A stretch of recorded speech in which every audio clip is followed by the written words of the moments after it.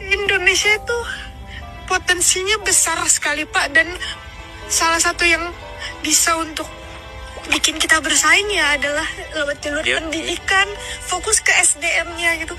Aku posting kan di Duta Inspirasi Indonesia, gaji DPR tertinggi keempat di dunia gitu, dan untuk snack satu kali rapatnya juga harus pakai uang rakyat gitu. Sedangkan banyak orang berjuang untuk sekedar bisa makan per hari. Barusan aku lihat postingan bapak-bapak, dia makan seminggu sekali untuk anaknya beli susu.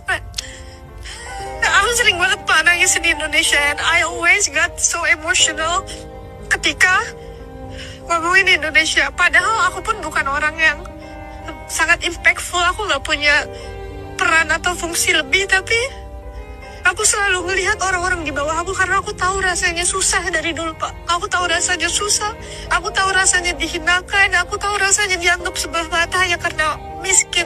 Dan banyak orang miskin di Indonesia itu bukan karena mereka malas Pak Jimmy, tapi karena kemiskinan struktural dari pemerintah, sistem yang curang, politik yang kotor yang bikin dia terpaksa untuk dimiskinkan dengan keadaan. Kalau kalian bertanya apa yang sudah kalian berikan kepada Indonesia, ini aku bantu jawab. Pajak yang kalian bayar adalah APBN Indonesia. Kalian yang bekerja ada namanya PPh 21. Dan untuk kalian yang tidak bekerja tapi kalian sering atau suka belanja di Alfamart atau di Indomaret, ada namanya PPN 11. Itulah yang kalian berikan kepada negara. Jadi jangan pernah bilang apa yang udah kalian berikan kepada negara, tapi mulailah bertanya apa yang udah negara berikan kepada kalian. Jadi singkatnya PPh 21 dan PPN 11 itu dikumpulkan menjadi APBN, dan APBN digunakan untuk menggaji pejabat-pejabat yang duduk di pemerintahan. Sementara banyak pejabat yang pamer kemewahan, tapi banyak juga rakyat kecil yang memakan Indomie setiap hari. Bahkan berpikir besok makan apa karena tidak punya pendapatan yang tetap. Indonesia ini adalah milik kalian generasi-generasi berikutnya. Karena 30 tahun atau 40 tahun lagi, yang sepuh-sepuh ini sudah tidak ada. Jadi kalian harus mulai melek politik dari sekarang. Umur tidak menjadi patokan untuk kalian melek politik. Dan melek politik bukan berarti kita sok pintar. Kita melek politik karena kita tahu Indonesia sedang tidak baik-baik saja. Dan banyak rakyat Indonesia